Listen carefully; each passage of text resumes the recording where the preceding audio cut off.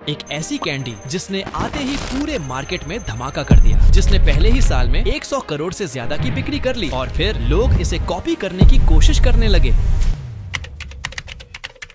लेकिन कोई भी पल्स जैसा झटका नहीं दे पाया।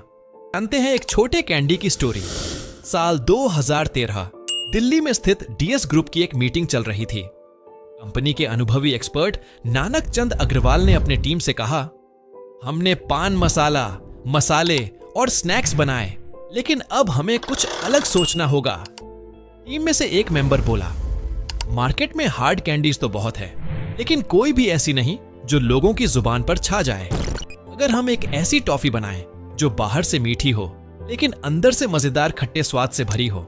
यह आइडिया सबको पसंद आया, लेकिन इसे बनाना आसान नहीं था, क्योंकि बाजार में पहले से ही कच्चा मैंगो बाइट, अल्पेनलीबे और मैंगो मूड जैसी टॉफियां मौजूद थीं। सीक्रेट फॉर्मूला की खोज एक स्पेशल टीम बनाई गई, जिसने महीनों तक परफेक्ट स्वाद बनाने की कोशिश की। उन्हें एक ऐसा स्वाद चाहिए था जो कभी न भूले। आखिरकार 2015 में पल्स कैंडी तैयार हो गई। यह बाहर से मीठी और अंदर से खट्टी थी।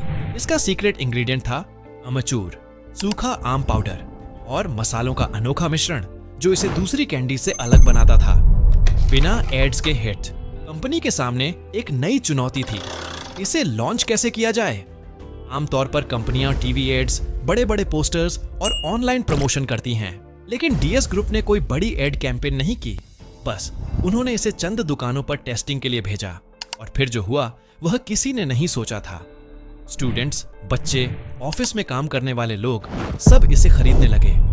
कुछ ही हफ्तों में इसकी इतनी डिमांड बढ़ गई कि दुकानदारों को बार बार स्टॉक भरना पड़ा। लोग एक कैंडी खाते और तुरंत दूसरी लेने आ जाते। रिकॉर्ड तोड़ बिक्री। पहले साल में ही पल्स ने 100 करोड़ रुपए की बिक्री कर ली।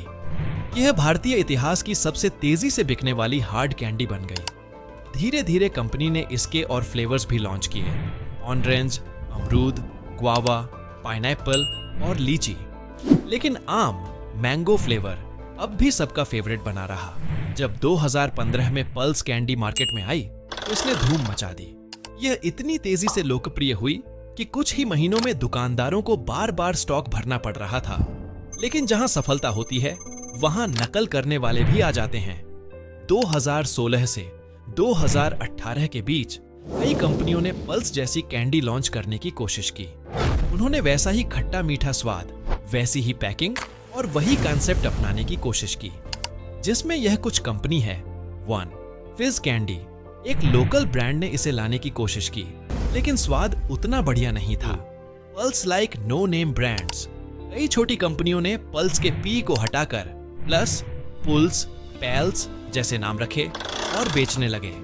बिग ब्रांड्स भी मैदान में आए। कुछ बड़ी कंपनियों ने भी पल्स को टक्कर देने के लिए अपने खट्टे मीठे फ्लेवर्स लॉन्च किए, लेकिन कोई भी पल्स की तरह सफल नहीं हो पाया। मैंगो मसाला कैंडीज, कई कंपनियों ने पल्स जैसा मैंगो फ्लेवर लाने की कोशिश की, लेकिन वे सही मसाला बैलेंस नहीं कर पाए।